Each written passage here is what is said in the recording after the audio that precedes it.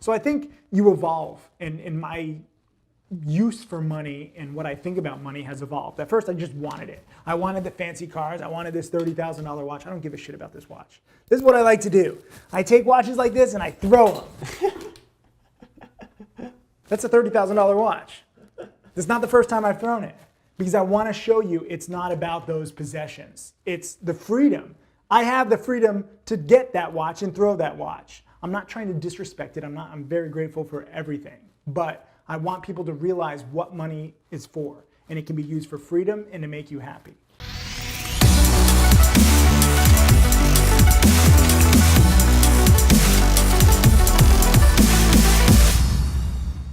Tim, thank you so much for joining Next Shark today and telling your story. I really appreciate it. Thanks for having me on. I'm a big fan of your website. Thank you, thank you, thank you. Before we start, I'm looking at your Instagram. It's like popping up all these notifications. So I just, this is what I do. I teach and I inspire. So I posted a little video of my Ferrari filling up with gas, and I tell people, guess how much it is. I'm going to send the person who guesses, no one's guessed it so far, but I'm going to send the person who guesses, a free DVD. And I have these DVDs where I teach people. So I'm kind of showing off with this Ferrari, kind of being a dick, but at the same time, it's for educational purposes. So I have a pass. Your story begins when during bar mitzvah you were given $12,000 around that, and I think within a couple of years, you turned into millions of dollars. So tell me about how you even got into stock trading in the first place. And I hear your parents expected you to lose all of it. Yeah. So it was my bar mitzvah money was just sitting in cash for a few years. I mean, I was a tennis player. My parents basically gave me control of it senior year of high school when I got injured in tennis. And they're like, have fun, go play with it in the stock market. This was 1999, stock market going crazy. They thought that I would lose it all. They didn't tell me this. They were just like, yeah, research those stocks, you'll do well. And I was like, oh, awesome, I love this freedom. And, I didn't really grow the account at first that much. It was like with these big companies, the account wasn't growing. So I gravitated towards lower price penny stocks, which the whole world hates. But my 12,000 basically grew to over 100,000 by the end of my senior year of high school. And my parents were a little surprised. Then freshman year, I made roughly 700,000, and my parents were shocked, and they just wanted me to stay in school. And then, by the time I graduated college, I kept growing it. It was nearly 2 million. Wow. So now, your parents, there was a reason why they told you to just play in the stock market. Were your parents like trading in the stock market, or they're just reading on the news and they're like, hey, you know what? Yeah, I mean, it was the hot topic of the day. They literally expected me to lose everything. They thought that it would be like a good, tough lesson, like learn the value of a dollar. And I screwed up all those plans by doing so well in a good way. It's nonstop studying from the first day. I ditched friends. Even during college, I took like night classes so I could like study and learn during the day. Today, even still, I'm studying. Like the education never stops. Now, gone back to 12,000 several times. When I first began teaching in 2007, I took 12,000 and turned it into 230,000 in 3 years, showing every trade. I was the #1 trader on Covestor, which tracks people based on their actual trades. They tap into your brokerage accounts. And now this year in 2016, I've gone back to 12,000 again. And as the overall stock markets are down roughly 10% in the first few weeks, I'm up about 20%. That's what I kind of do for my small accounts. And that's why I have several millionaire students, because they grow their small accounts. Having a small account is not a bad thing. It's actually an advantage over somebody who has a $100 million fund or a $1 billion fund, because they can't get out of the way of the market. You already have hedge funds that have lost 100 million or $1 billion in 2016 so far, because they have to be invested. If you have a small account, you can just be like, whoa, I don't want to trade today. I'm 100% cash. How much is, would you say that you make more money teaching now, or is it still trading and everything? No, it's teaching, because I'm trading with such small accounts. Like it's not even about the profits. If I make $100,000 this year in just trading, that's great, because I'm starting with just 12,000. So I want to be very clear.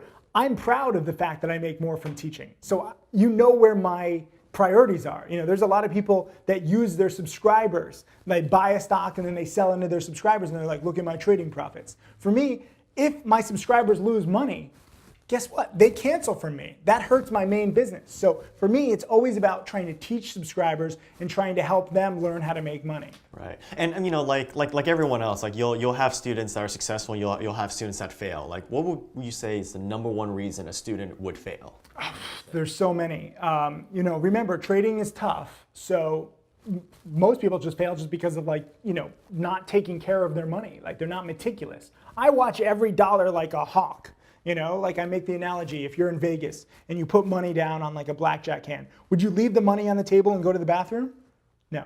So why would you do that with a stock trade? There's so many people, they're like, oh, I just left it in there. I'm going to go take the kids to school. And they come back and they're like, ah! So holding and hoping is a big problem. For me, I want my finger on the trigger at the exit button whenever I see anything wrong with the stock. So oftentimes I get out way too soon. I'm right about buying a stock or shorting a stock and I take like a 5 or 10% profit. And then an hour or 2 hours later, it could be a 30 or 40% profit. I don't mind because I want to play it safe. So safety first for me. Rule number 1 is cut losses quickly. Right. Okay. Very cool. What is money to you? I mean, because obviously, it seems that you're starting from 12,000. The third time already. Yeah. It seems like there's some people that would dump a lot of money into the stock markets to get higher and higher returns. And you made $4 million. Like that's incredible. And yet there's some people out there that try to shoot for the tens of millions of dollars or hundred millions of dollars. Billions. I mean, or billions too. I mean, what do you think is like your purpose, and what have you seen how do you view money exactly? Is this something that you want to continue chasing? Yeah. Or, what? I mean, you have to find what fulfills you in life. And at first, for me, it was like a video game. Like I wanted the highest score. Most people want that. They look at their bank accounts. They're trying to save up month over month. They're trying to get to millionaire status. It gets old after a while. I was very fortunate to achieve so much success at a young age and in the beginning. I definitely got a little spoiled. I had to learn the hard way. I also lost $500,000 investing in my best friend's dad's company. So that was along the way of the 4 million. It actually made me, much more cautious. Without that loss, I wouldn't have become, so conservative. Now, when did you become a millionaire? Like what age did you say that you? Roughly made your first- 21. I was on semester at sea on a cruise ship, making a trade when the ship lost power, and I still made 80,000. I was freaking out because I was in the trade and we're stupid, not trading on a cruise ship. But I made the 80 grand, and that put me over $1 million. So it's pretty sweet. It's in my book. So now, when I did internet marketing, like around the same age, like at our high points, me and my friends, we were in college, we were making like over six figures in a month, just doing internet marketing stuff. I mean, and for me, I went through some dark times because at that young age, I mean, and you get that amount of money, it's like I feel like you're kind of playing with fire. You get cocky, you start buying things that you think you can afford when you can, and you're just not smart with your money. I mean, did that happen to you? Did you ever at that young of an age? I mean, did you get cocky, or did you have any of those sort of dark times? Or were you always aware? I mean, I was cocky, but I couldn't spend it. I was in an interesting field because if you spend your money that you make in the stock market, you can't bet as much anymore. So for me, when I made all that money, I mean, I had a $100,000 profit day freshman year in college. And I was sitting in my dorm room like just stunned. I grew up middle class. $100,000 is a lot of money. I took my whole dorm out to dinner.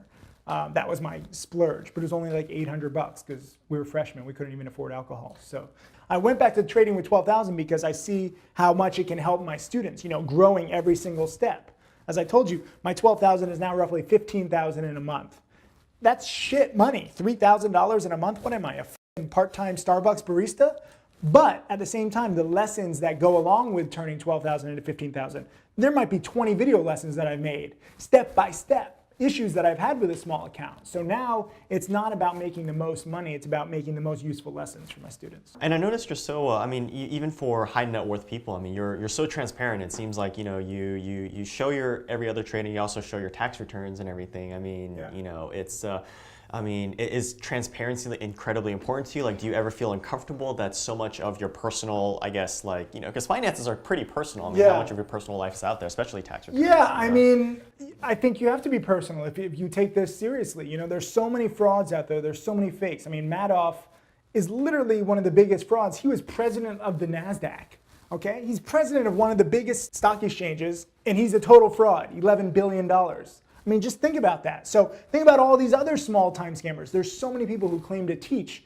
Where is your track record? Where are your millionaire students? You can cut through all the bullshit in this industry with 2 questions. Show me your track record. Show me your most successful students. If they say no, I've heard excuses for everything. Personal, ex-wives, IRS, they want their privacy. No. If you're going to teach about how to make money, you better be able to fucking back it up. if you were to kind of show who your most successful student was, I mean, how much has your most successful student made, would you say? So that's Tim Grittani, my second millionaire student, $1,500 4 years ago now, and he's up to 2.7 million. And the beautiful thing is that it's not just about what he's done. He also has his own DVD now with nearly 4 dozen trades live that he shows. So he shows how to make it. And he also teaches my Trading Challenge students with weekly webinars. My first millionaire student, Michael Good, who was my first hater, also does that too. So my millionaire students aren't just making money for themselves, they're also giving back to the community. And that's what I love. You know, it's not just about the money that they've made, it's they see what they've done, and neither of them have, not made mistakes. They both have big losses, 6-figure losses along the way. So they're trying to give back. And teaching, it's not just, selfless, like it's very good for you, to talk about this stuff. Like every single day I create a watch list, I give commentary for myself too. I wouldn't do that if I wasn't teaching. I'd probably get drunk a lot more, and not wake up for the market open. I'd be like, I'm rich, I don't care. So teaching keeps me in line, and I'm very thankful for that. So my latest DVD, How to Make Millions, 35 hours long. It wasn't supposed to be that long. I was just like, it'll be 15 hours. You're a passionate guy. Well, I wanted to put everything I've learned into that, and it's all for basics, it's all for beginners, and it all goes to charity. Now we've raised over $1 million in about a year since we've released it. All goes out. I have my own charity foundation, the Timothy Sykes Foundation now. So I'm getting more into charity, and that's something new too. I never did charity. I mean, I did a little. I would donate like 2,000 here or 5,000. I used to grant wishes, make a wish back in college. But now I'm taking it to a new level. Like I just donated $20,000 the other day to this kid. He couldn't talk. He had no movement. So there's a new technology that looks at his eye movements, and he can communicate with his family for the first time. That's so right. I donated $20,000 to that, and that was awesome. That's what money should be used for. So I'm getting into that. I'm a little late to the game.